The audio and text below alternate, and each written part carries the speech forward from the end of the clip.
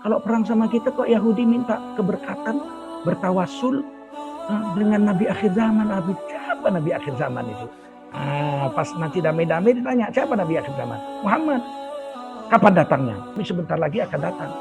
Sampai satu hari Nabi Muhammad datang ke situ. Hijrah, digantilah kota Yathrib menjadi kota Madinah Al-Munawwarah. Akhirnya Bani Aus dengan Bani Khadraj itu masuk Islam. Digelari kaum Ansor.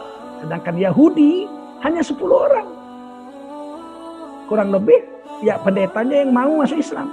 Yaitu salah satunya Abdullah bin Salam radhiyallahu anhu. Makanya banyak merawikan hadis beliau pendeta. Yang lain nggak mau. Ketika diajak Islam sama Nabi, mereka sudah nunggu Nabi akhir zaman. Kata Nabi, saya lah. Ini Rasulullah ilaikum. Akulah Rasul untuk kamu itu. Mereka katakan, falamma ja'ahum bil bayyinat qalu hadza sihrun mubin. Ketika Nabi yang sudah ditunggu 200 tahun itu datang, mereka katakan, ini adalah sihir yang nyata. Padahal sudah bawa jelas-jelas bawa Al-Quran. Mereka tidak dapat hidayah. Termasuk Bani Quraidah ini. Siapakah Bani Quraidah? Bani Quraidah itu adalah salah satu suku Yahudi yang telah berada di situ selama 2000 tahun. Sebelum Rasulullah SAW hadir ke Madinah. Kurang lebih 2000 tahun. Dari manakah datangnya Bani Quraidah? Bani Quraidah ini datangnya adalah dari naik hajinya Nabi Musa dengan sahabat-sahabat beliau yaitu Bani Israel. Murid-murid beliau dan suku Bani Israel, 12 suku. Naik haji. Jadi Rasulullah naik haji. Di dalam hadis sahih Rasulullah mengatakan Gunung Uhud itu telah didaki oleh 70 nabi. Gunung Uhud yang ada di Madinah. Satu hari kan Nabi naik Gunung Uhud. Ada Sayyidina Abu Bakar, ada Sayyidina Umar, ada Sayyidina Utsman dan ada Sayyidina Ali. Rasulullah duduk situ. Aku mencintai Uhud, Uhud mencintai kita. Kemudian Rasulullah katakan Uhud ini salah satu gunung dari gunung-gunung di sorga. Nanti kita akan jumpa dengan gunung ini di sorga. Dan ada 70 nabi telah naik ke gunung ini. Dari 124.000 nabi dan rasul, ada 70 nabi yang pernah naik ke gunung Uhud. Salah satu diantaranya adalah Nabi Musa alaihissalam. Jadi Nabi Musa itu naik haji bersama Bani Israel dari Palestina melewati Madinah, belum ada orang waktu itu Madinah, sampai ke Mekah. Pulangnya begitu juga. Jadi Nabi Musa itu naik haji. Makanya ketika perintah haji ini turun kepada Nabi Muhammad SAW, yaitu tahun ke-6 Hijrah, tahun ke-6 Hijriah, diperintahkan kalau sholat kan waktu Isra dan Mi'raj, ya, sebelum Hijrah. Kalau puasa tahun kedua Hijrah, ya, tahun ke-15 kenabian. Nah kalau haji itu tahun ke-6 setelah Nabi Hijrah di Madinah turun ayat. Waktu itu asbabun nuzulnya, sebab turun ayat haji ini, orang-orang Yahudi, pendeta-pendeta Yahudi datang jumpa Rasul. Mereka mengatakan, ya Muhammad, nahnu muslimun. Wahai Muhammad Rasulullah, kami ini orang Islam. Sama dengan kamu juga. Nah, orang Yahudi mengaku Islam. Nahnu muslimun, kami orang Islam. Nabi diam.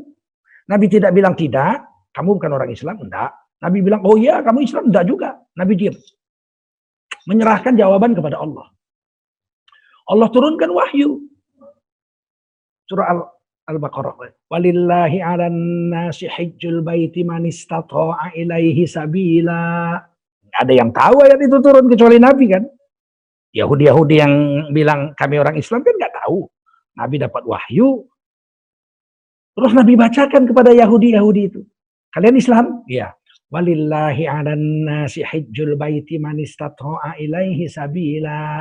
Dan Allah mewajibkan manusia, saya, orang Islam, dan kamu, orang Yahudi ini, semua Yahudi, untuk menunaikan ibadah haji ke Baitullah bagi yang punya kemampuan untuk pergi ke sana. Apa yang terjadi saat itu, Yahudi-Yahudi, pendeta Yahudi ini mengatakan, wah, kalau sholat kami sholat. Kalau puasa kami lebih banyak lagi, 40 hari. 40 malam, kamu cuma sebulan. Zakat kami juga zakat. 1/10 zakat kami, dari harta kami. Tapi kalau haji, kami nggak ada haji. Bohong. Langsung disambung ayat ini Allah. Wa man kafara fa innallaha ghaniyyun 'anil 'alamin. Siapa yang kafir, siapa yang mengkafiri, yang telah kafir terhadap perintah Allah yaitu berhaji, maka orang itu dihitung kafir Ya, amang kafaro, siapa yang kafir terhadap perintah haji ini, fa innallaha ghaniyun 'anil 'alamin. Sesungguhnya Allah Maha Kaya dibandingkan seluruh alam semesta. Marah orang Yahudi ini semua. Dibilang kafir oleh Quran. Maka mereka pun pulang. Nah, ayat ini pernah saya bantahkan untuk mendiang Nurcholish Madjid, Dr. Nurcholish Madjid. Waktu itu saya masih tinggal di Medan. Nah, Dr. Nurcholish Madjid, tokoh liberal Indonesia yang membawa paham liberal dari Amerika ke Indonesia. Di sana namanya humanism, diambil dari Eropa, Eropa namanya rasionalism, Eropa mengambil dari Islam namanya Mu'tazilah. Dibawa oleh Nurcholish Madjid waktu mengambil doktor di Amerika, pulang ke sini namanya jaringan Islam liberal, Islam liberal. Maka dia mengatakan waktu itu dalam tulisannya, Yahudi itu adalah orang Islam. Karena ikut agama Nabi Ibrahim yang hanif. Saya membantah tulisan itu, saya katakan, ucapan Anda persis ucapan pendeta-pendeta Yahudi yang menjumpai Nabi mengaku Islam. Sayang, ucapan Yahudi mengaku Islam dibantah Allah. Meskipun Nabi nggak membantah, Nabi diam, nggak bilang iya, nggak bilang enggak. Tapi Allah turunkan wahyu, yaitu untuk berhaji. Walillahi 'alan nasi hajjul baiti man istata'a ilaihi sabila. Kalau memang Islam, ayo haji, saya dan kamu, manusia, berhaji. Mereka bilang haji nggak ada. Padahal mereka itu tinggal di Madinah 2000 tahun sebelum Rasulullah, Bani Nadir dengan Bani Quraidah, karena pulang haji dengan Nabi Musa. Terus disambung Allah, wa man kafaro, kafir ini. Barang siapa mengkafiri perintah haji, fa innallaha ghaniyun 'anil 'alamin. Jadi ucapan Yahudi ketika abad tahun ke-6 Hijriah itu pernah diulangi Nurcholish Madjid 1400 tahun kemudian. Hati-hati kita dengan ini. Dan ini asbabun nuzul ayat ini ditulis oleh Imam Asy-Syafi'i rahimahullahu taala, imam besar kami bermadzhab Syafi'i saya, di dalam kitab halaman pertama bab haji. Jadi kalau kita buka kitab kitab induknya Imam Syafi'i, tidak tebal, hanya sekitar 7.000 halaman. Itu ketemu bab haji, di situ sudah ada ayat ini, asbabun nuzul ayat ini. Dan ayat ini mengatakan mereka kafir karena menolak haji. Bukan hanya orang Yahudi, kita pun orang Islam kalau menolak haji kafir kita. Kalau menolak kesyariatan haji, misalnya begini, Din, naik haji kita.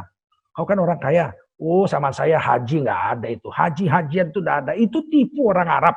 Karena di sana tidak ada pariwisata, mereka mewajibkan haji supaya kita datang keliling-keliling di Batu Hitam itu supaya mereka dapat duit karena menggalakkan pariwisata. Sebetulnya nggak ada itu. Ini kafir syar'i namanya, mengkafiri syariat Islam. Walaupun dia KTP-nya Islam, jangankan Yahudi. Tetapi kalau dia itu tidak haji karena malas atau karena pelit, dia nggak kafir. Ayo Pak Udin, kita naik haji, kau kan kaya. Dia bilang apa? Saya itu mau naik haji, tapi sayang kali duitnya ya. 35 juta itu enggak. Kalau beli Rehat Susenia yang setengah pakai, bisa itu. Waduh, sayang sekali. Saya nggak mau dah. Nanti aja dah. Kalau ini, itu fasik, durhaka. Kalau mati, suruh pilih. Sudah ada kemampuan, malas naik haji, takut bangkrut, hilang duit, mati pilih dua. Mati Yahudi atau mati Nasrani. Nah, fasik maksudnya, bukan jadi kafir.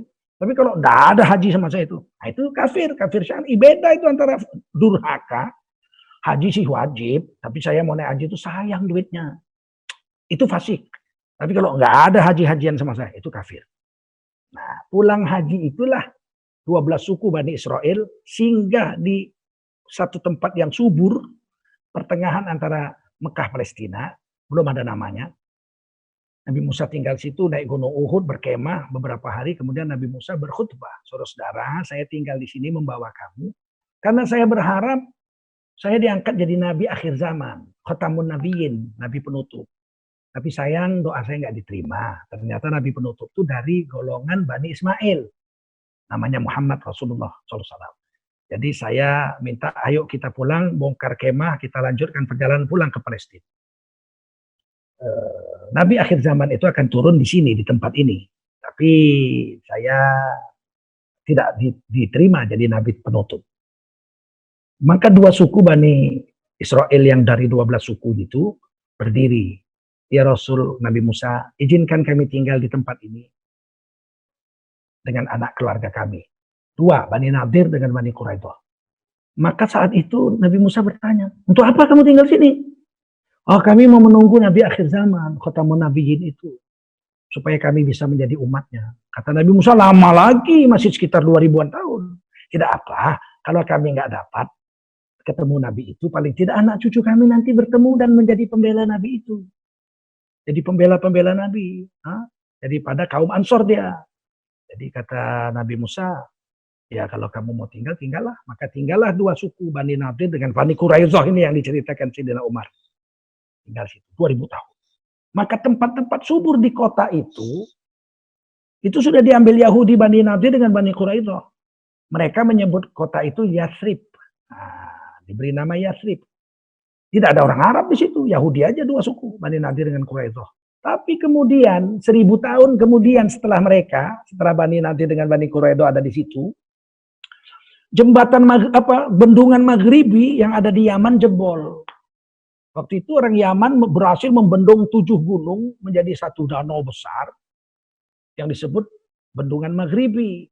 Mereka subur makmur, bisa piara bisa tanam tin, tanam zaitun, tanam korma, tanam gandum, kaya raya. Sehingga negerinya itu kaya, mereka soleh-soleh, taat pada Allah. Sehingga di Quran disebut baldatun thayyibatun wa rabbun ghafur. Negeri yang baik, adil, makmur di bawah lindungan Allah. Tapi kemudian mereka murtad setelah 1000 tahun itu mereka menyembah matahari. Allah cabut nikmat. Dicabut nikmat, itu bendungan jebol, mereka miskin, melarat, tandus. 2 suku, saya sebut 2 suku, orang Arab Yaman pergi meninggalkan kampung halamannya, bawa keluarganya, mencari tanah baru untuk kehidupan yang lebih baik. Hijrah. Ketemulah Yathrib, yang kemudian menjadi Madinah itu Yathrib. Ada 2 suku, Yahudi, Bani Nadir dengan Bani Quraidah.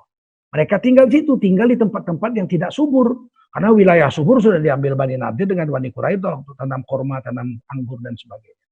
Mereka tinggal di situ. Nah, oleh orang Yahudi diadu domba. Sukunya namanya Aus dengan Khadraj. Itu orang Yaman. Datang 1000 tahun setelah Bani Nadir dengan Bani Quraidah ke Madinah. Namanya Yathrib, waktu itu belum Madinah. Diadu domba selama 1000 tahun, perang terus. Divide et impera katanya itu. Jadi kadang-kadang Bani Nadir dengan Quraidah bersatu, damai, perang lawan Yahudi.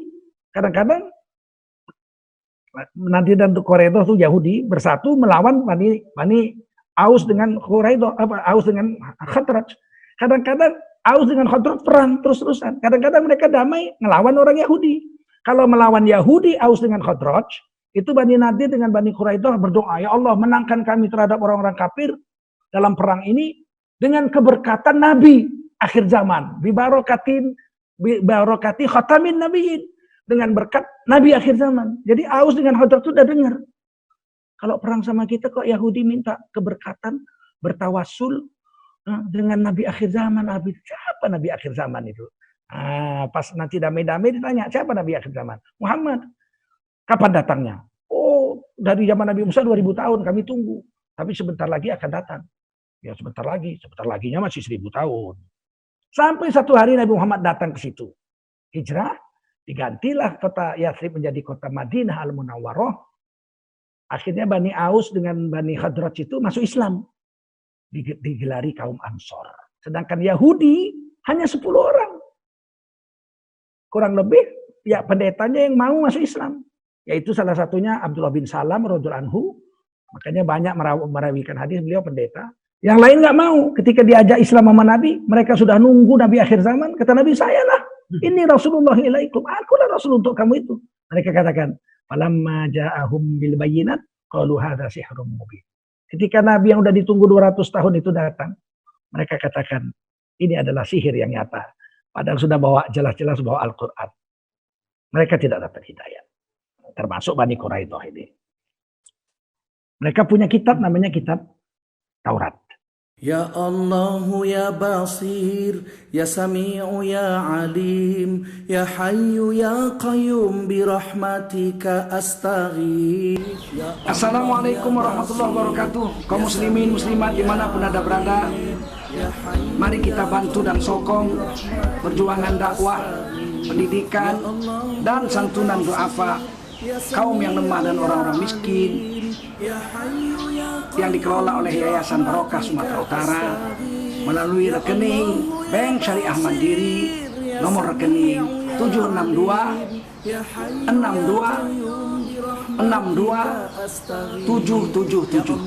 kami ulangi 767.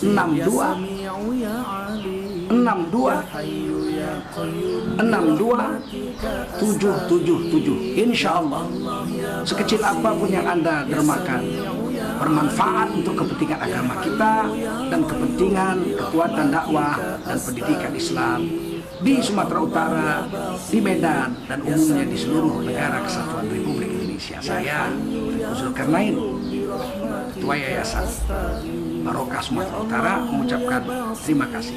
Ajarakallahu fima a'taita wa barakallahu fima abqaita wa ja'alallahu laka tahura insyaallah minal aminin walhamdulillahi rabbil alamin. Wassalamualaikum warahmatullahi wabarakatuh. يا حي يا قيوم برحمتك أستغيث يا الله يا الله يا بصير يا بصير يا سميع يا عليم يا حي يا قيوم برحمتك أستغيث يا الله يا بصير يا سميع يا عليم يا حي يا قيوم برحمتك أستغيث يا الله يا بصير يا سميع يا عليم يا حي يا قيوم برحمتك أستغيث